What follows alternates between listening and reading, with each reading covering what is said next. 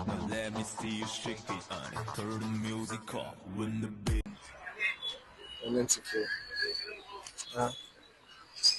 الو يا فهد. طالع من الشغل لسه يا اسطى، فانا محفظتي وقعت وصلاح معايا، هو يروح الامتحان وانا عايز بس اروح. عايز فلوس؟ اه تعالى، عايز كام؟ يعني بتاع 500 جنيه كده مثلا. لا 500 كتير. انا كل اللي احتكم عليه 50 جنيه. يا عم مفيش حاجه تكتر عليك يعني يا فؤاد، انت تعرف تتصرف. اتصرف منين؟ اي حاجه، انت هتدوق دوت. بقول لك يا ابني، انا كل اللي احتكم عليه 50 جنيه. اتصرف منين؟ انا داخل في جمعيه جديده والدنيا خربانه معاك. الدنيا خربانه معاك يعني ما عادش ناخد منك حاجه.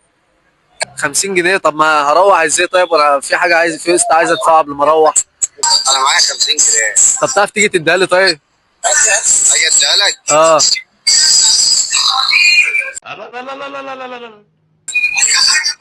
في نص السعيد ولا في نص السعيد؟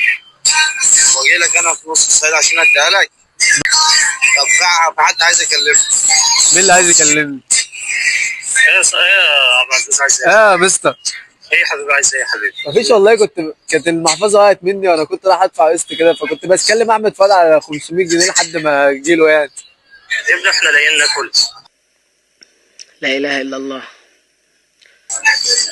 ده هم يا دوب 500 يعني، وانت عارف يا مستر يعني.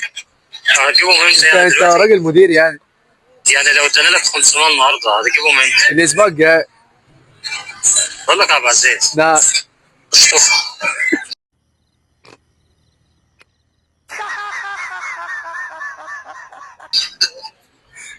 اللي انت بتقوله ده بس ما ينفع بالليفه. اه بالليل اللي انت بتقوله ده طيب ما ينفعش.